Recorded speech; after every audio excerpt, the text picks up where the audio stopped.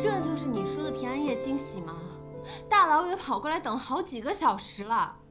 就这儿。你看你选这什么破地方？我们拍的是婚纱照，不是证件照。哎呀，这便宜的嘛。便宜什么呀？便宜！哎，你过去。不好意思，二位，久等了。怎么才来呀？等多久了？化妆师呢？就这位。就为了等他呀？对，就这位老师，他技术非常专业。看这么小，能有多专业？他娃娃脸，显小，但技术一定没问题。化妆工具带了吗？有，我这就去拿。快点的吧。化妆师不带化妆工具，能有多专业？你先看看参考图吧，选个主题，我等会儿给你上妆。我看什么？你没来这会儿，这册子都被我翻烂了。拿，就这个。你会画吗？会不会画，你一会儿不就知道了？我说你背个假包，颐指气使什么呀？假的，我这包是真的。真的，真的。化妆师来了，绝对是真的。放开我！他不懂，别跟他一般见识。这么少？少是少了点儿，但还可以想想别的办法。你们俩不是女孩吗？你们应该有带化妆品吧？你看我像随身带那么多化妆品的样吗？我东西都很简单的，不是我不帮你啊，这太少了。小袁，我这里有一些，你看够不够？够吗？你皮肤白，这不适合的。这些都可以，但是还是太少了。怎么这么复杂呀？我就不明白了，为什么有些女孩一整箱化妆品，有些女孩几样就够？那为什么有的男人那么多双鞋，衣柜都装不下，有的男人一双就够啊？对呀，为什么？哎，我就只是这双鞋。那就对了。哎，小袁，你去哪儿啊？放心吧，我不会走的，我去买点化妆品。谢谢你啊。快点的吧。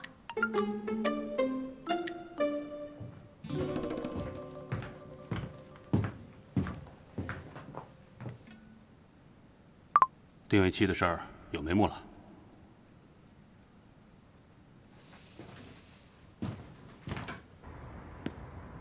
方舟，今天店里怎么提前打烊了？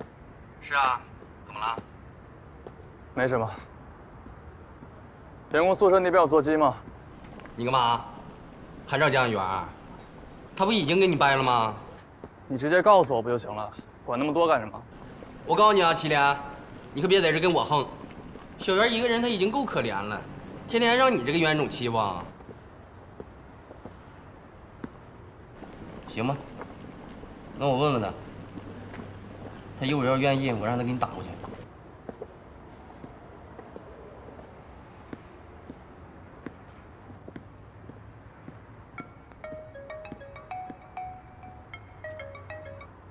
喂，小袁不在宿舍，应该是没回去。你找他什么事儿啊？难不成是他奶奶的事儿？你不是已经找人去照顾他奶奶了吗？不是，先不跟你说了。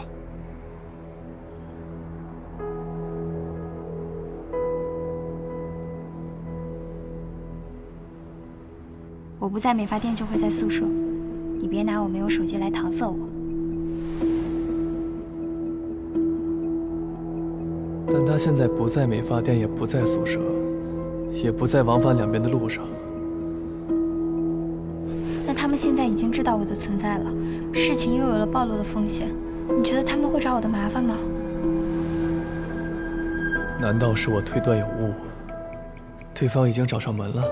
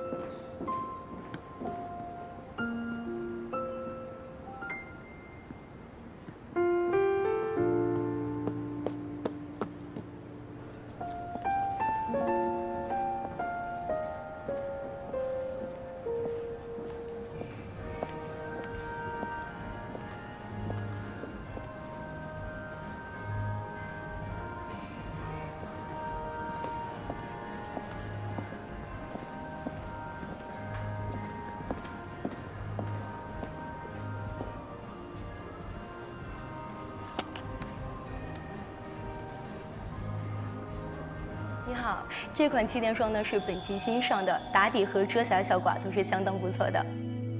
这款气垫霜的粉质呢非常的细腻水润，而且紧密贴合肌肤，像底子好的用户呀，可以直接当做底妆使用的。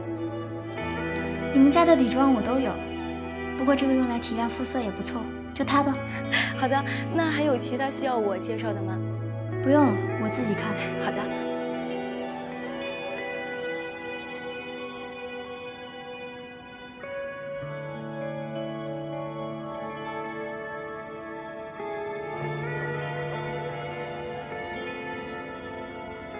哇，新出的口红色号好好看啊！你手上拿的这个最不适合你了。啊？我其实不太会挑，就它吧，橘色显白，更适合你。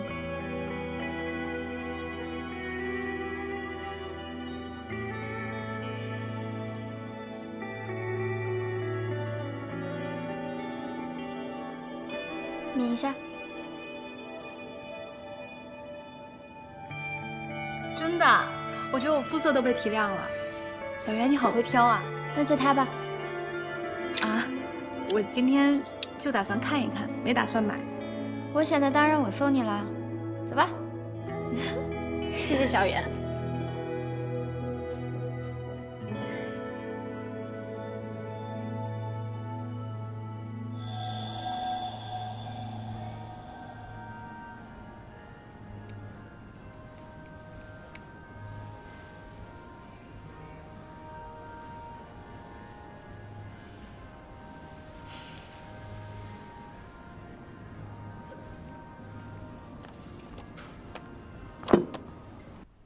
我们现在开始上课，从认识化妆品开始。化妆品一词 ，cosmetic， 源自于古希腊。这么基础的课程，估计就是来糊弄我们骗公司钱的吧？发扬优点，也是缺陷，从而达到一个美容的目的。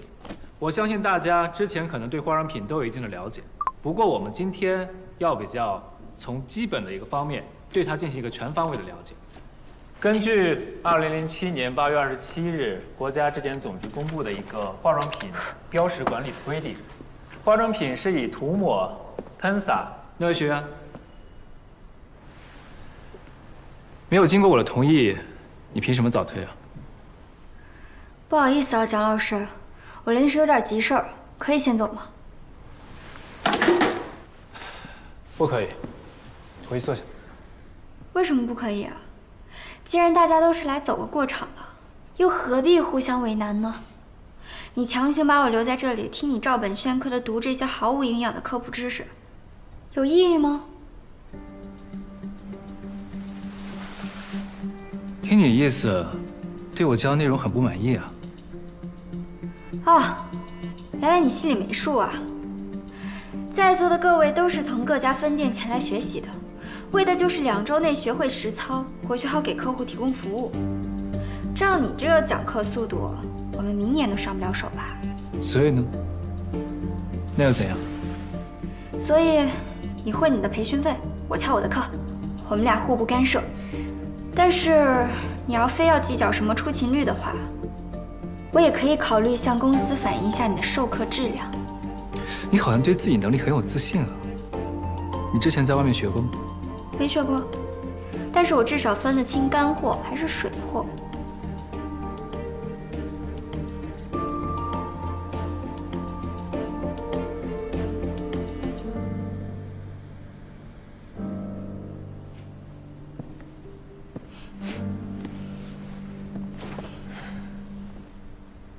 行，那你给我化个妆。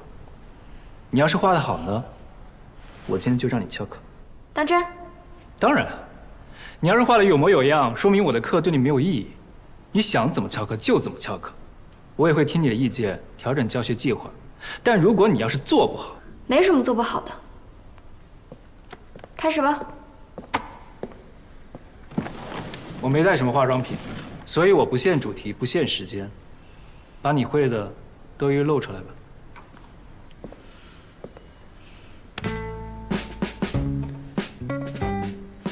随便怎么画，都行。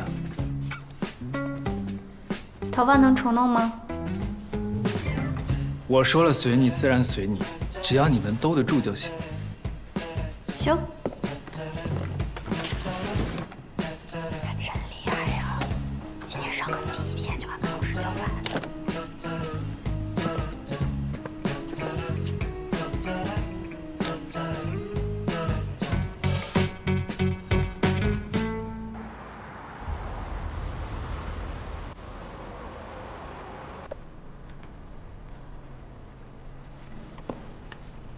你看他能行吗？嗯。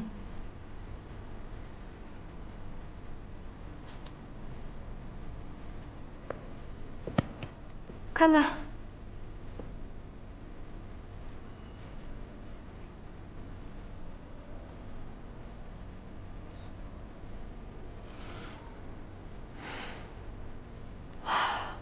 江森原来这么帅的吗？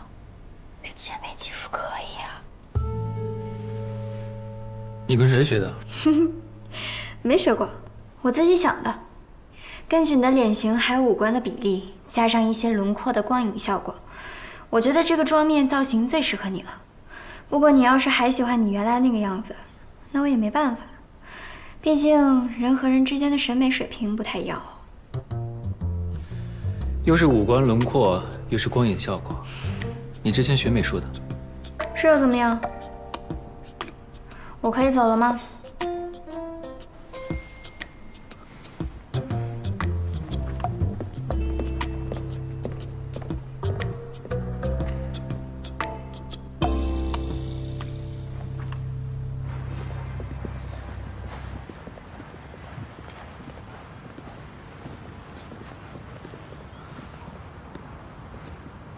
这就是生产定位器的厂家啊！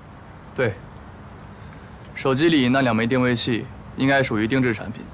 出于保护商业机密的考量，这种大公司不会轻易提供客户信息。那要不咱们报警，就说我们被跟踪了，让警方管他们要资料。那警方一定会问你手机是怎么来的？难道你要跟他们说是许静阳给的？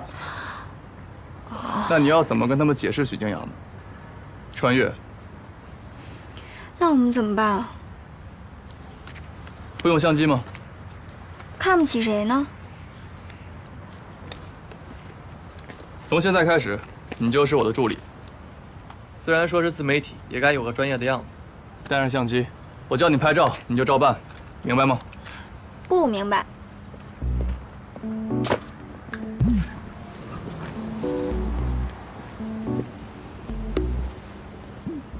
就这样。 经过了8个小时的救援，这条搁浅的中华白海豚终于获救了。救助人告诉我们，之所以能够及时找到这只海豚，正是因为它的体内在1年前植入了一款定位器，而这款定位器正是贵公司生产的一款产品。啊，对对，这的确是我们公司的产品，我对它有印象。钟主任，您也知道，中华白海豚一直享有海上大熊猫的美称。 能够救助这样的动物，实在是为了保护濒危动物做出了非常大的贡献。所以，能不能了解一下，贵公司当时与相关机构合作的一些情景呢？这是好事啊，我们公司的产品能帮上忙，我们也很高兴。但这款产品应该是7、8年前吧，我们公司给人定制的。 好像的确有一家实验室来找过我们，好像他们不是搞动物救助的吧？您还记得是哪家实验室吗？我记不清了，要不你们在这儿等会儿，我去趟档案室。啊，好，麻烦您了。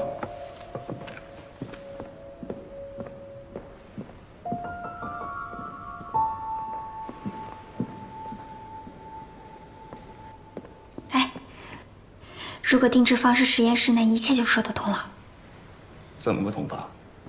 你想啊，万一他们现在正在进行的就是时空穿越的实验呢？但以目前的科研水平推算，全球还没有哪家实验室能够掌握时空穿越的技术。人家科研内容都保密了，你当然就不知道了。再说了，他刚才说的那个实验室，肯定也是以非常普通的理由向他们定制定位器的。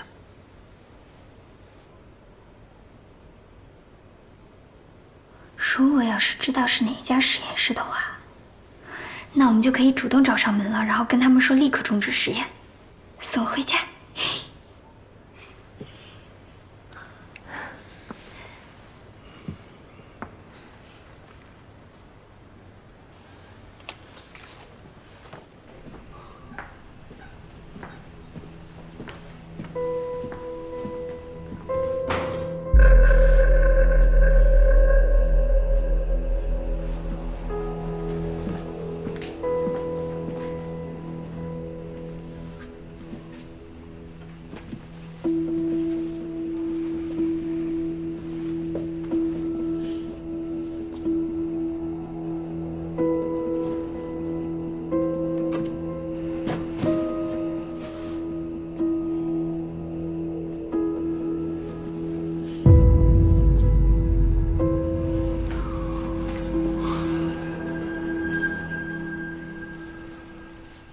小张啊，我记得112094，我记得很清楚，我归档了，怎么不见了？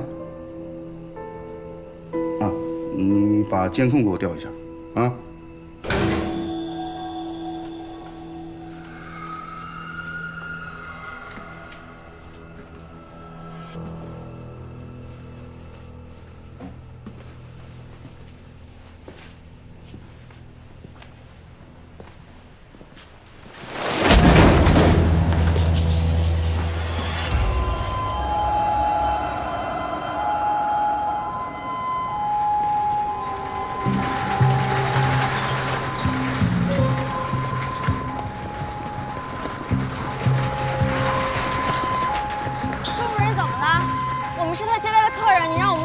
不行，你们不能过去。我们是来做采访的。那也不能过去，警察说了要封锁现场，谁也出不去。回去吧。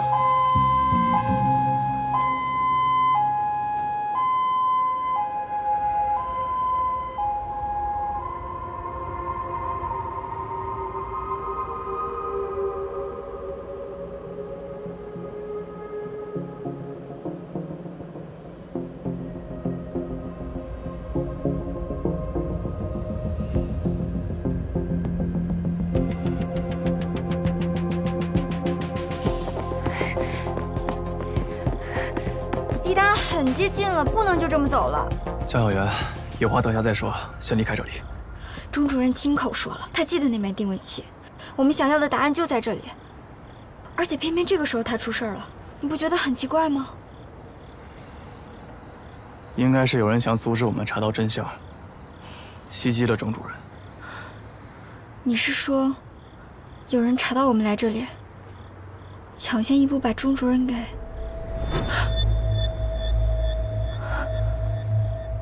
有人跟踪我们，他们在监视我们。上次我们反定位他们，被他们给察觉到了，然后脱身了。这次来重庆，我们也没有带定位器，他们还是跟来了。我害怕啊！别害怕，到目前为止，他们除了阻止我们查到真相，还没有对我们动过手，不是吗？你说他们是不是想杀人灭口啊？会不会最后我也会被……先别自己吓自己，钟主任的事情，我会再去确认。只不过，接下来的调查，确实不适合再让你参与了。他们的目标是你，带着你，我们恐怕永远都找不到真相。那他们会不会对你也下手啊？我不继续调查，你怎么回去？那你答应我，如果遇到危险，一定要报警。先离开这里。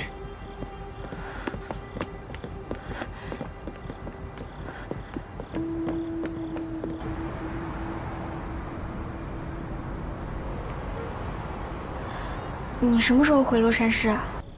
过2天。怎么了？哦，没事儿。那个公司你还会继续查下去吗？回洛杉前，我会在每天吃夜宵的时间过来找你一趟，顺便告诉你调查的最新情况。好，那我们保持联系。我先回去了，拜拜。江小媛。啊？那天强子告诉我，定位器的有效时长只有1年，1年之后，定位器就失效了。最近几天我一直在想，为什么有效时长只有1年？或许，你是说，既然定位器的有效时长只有1年，那实验的时长也不会超过1年。1年以后实验结束，我就能回去了？对，1年之后，即便你没有查到任何真相，你也很有可能会被传送回去，就像许静阳那样。你说的是真的吗？1年以后我就能回去了？只是合理推论罢了。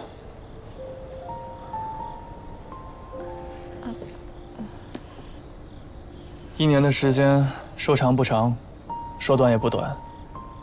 去做点自己喜欢的事情吧。但我还是会继续查下去，无论如何，我都要找到许静阳。那你要小心啊。放心吧。